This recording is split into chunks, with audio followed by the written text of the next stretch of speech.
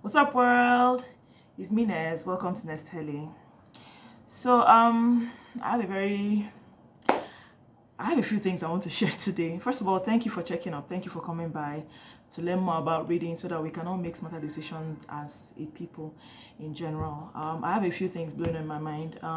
I've been doing a little bit of there's a lot of social media buzz going around now about Africans outside Africa, like especially in China. Like there are a lot of videos that I'm seeing of a lot of Nigerians and Africans in general being treated unfairly in China. I don't quite understand why. Like recently, McDonald's had to apologize for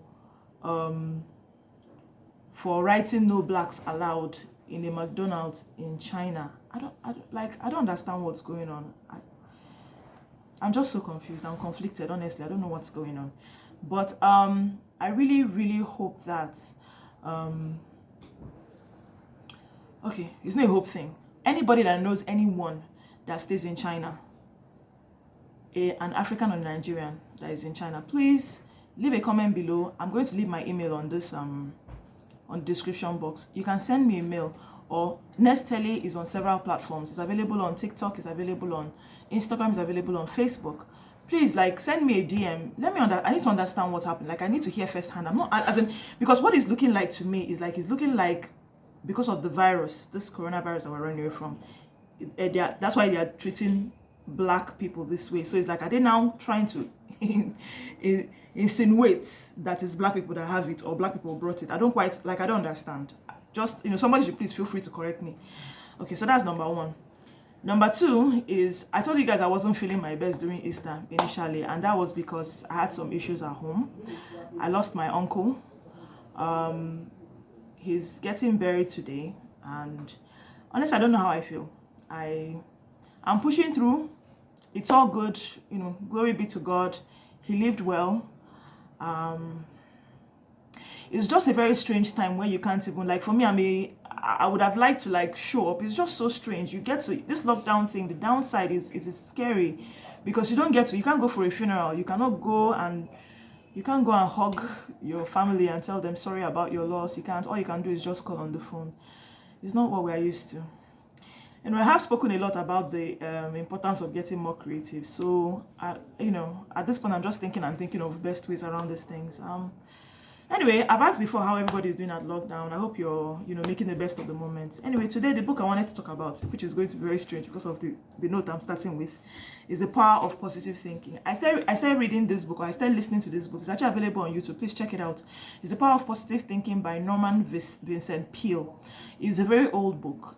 You would find that this particular statement, the power of positive thinking, has been handled by several people. A lot of motivational speakers, a lot of pastors, a lot of people have talked about this same topic. But I think we need, now more than ever, at least for me personally, I'm realizing the need to stay more positive in my mind. I thought I was positive the whole time, but some things are happening and it's just making me feel more beat down. Like, I feel like I'm rising up and then something keeps beating me down. But you only as beat as you feel in your head.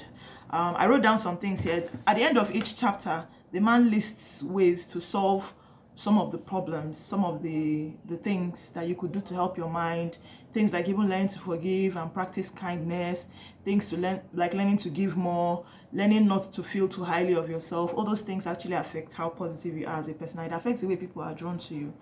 I'm trying to make this video as short as possible, so I'm just going to read out a list of the things that I wrote down. They said visualize. Spend your time visualizing. It's a Christian book, by the way, so it's in the Christian genre. Spend a lot of time visualizing what you want in your life. I don't know what we're going through now, wherever you are, but right now I visualize a time when this is over and what I'm going to be when that happens, how I'm going to become what I want to become after now, what my family is going to be like. I'm spending more time visualizing that. So he talked about the importance of visualizing. Then he says, if you're scared, do the thing that you fear, and the death of fear is certain. So I think a motivational speaker once said, do it afraid. Like, if you're scared, just do it. Once you do it, fear diminishes because you've been able to solve that thing you want to do. Another thing was, attitude is more important than facts. I think this I find very interesting because I'm a facts person. I'm a fan of like, okay, let us find out what's the real, like what's the gist, what's the in toto of the whole thing. But now I'm being told that, you know, your attitude, yes, facts are good, but your attitude towards the facts is more important. Because I mean, you hear of people that were sick, but because they just believe that they weren't sick and they ran with it in their mind, fearless and all that, they've actually received supernatural healing just by it. So your attitude actually is more important than any other thing. So it's just, you know, so that's another thing. So they have a balanced view. The time that we live in now, more often than not, we'll tend to believe that the worst is what we are facing. But the thing is that if you think about your life, you realize that you still have a lot of things to be thankful for. If you have friends, you're thankful for your friends. If you have family, you're thankful for your family. If you're well, like you're okay.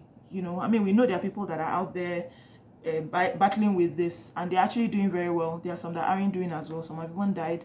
People have lost families. So it's like those people are actually in a different place from you. But wherever anybody is, even if you're battling this deal that we are dealing with right now, understand that there's still a lot to be thankful for. Do you understand? Like really, as bad as it could be worse. That's just how this life is. So basically balance your view with always gearing yourself more to the positive than the negative, because you tend to, if you face more of the negative, your life just remains negative, and that's that. Okay, so that's another one. They make a list of all the things that are working for you, not against you. So back to what I said. If you can read that one, I'm definitely going to do. Write down, you know, when they say count your blessings, write the things that you're thankful for. My hands are working. I'm able to talk. I have you guys to listen to me. There's air. I have a home. All those things, write them down. Yeah, just write those things down. I have a family. I have my siblings. I have friends. You know, all those things.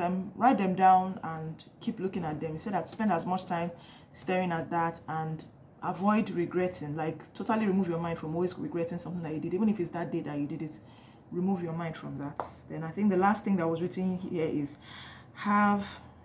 you have to now visualize, affirm, and reaffirm. That's when you decide, like I think he actually talked about looking through the Bible and picking out things like all things work together for my good. I lift my eyes to the hills, and where does my help come from the Lord. All those things, write them down, then visualize them and constantly affirm. Affirm until whatever negative thoughts or negative facts you might have in your head is totally gone. Thank you so much for watching. My video is shooting more than I expected. I apologize. I am so thankful. Like, I appreciate you so much for spending time with me today. And if you haven't already, please don't forget to give me a like and find this book, The Power of Positive Thinking.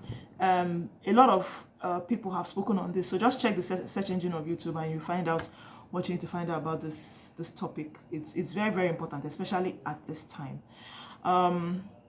If you haven't already, please shoot me a like and please subscribe and then spread to more people. I just imagine that now a lot of people are tongue-tied, hand-tied, they don't know what to do, but it's only going to get better. Just, you know, try and look at it that way and just keep affirming and reaffirming. Thank you so much for watching. And please, Nigerians in China or Africans in China, please feel free to drop a comment below and let me know what's going on there. What exactly is it? What's the problem? If you can let me know. And then even if you're any other place in the world and you don't understand what's happening, please just, you know, feel free to share, because I don't get it. It's driving me crazy a little. Anyway, thank you for stopping by. Bye-bye now.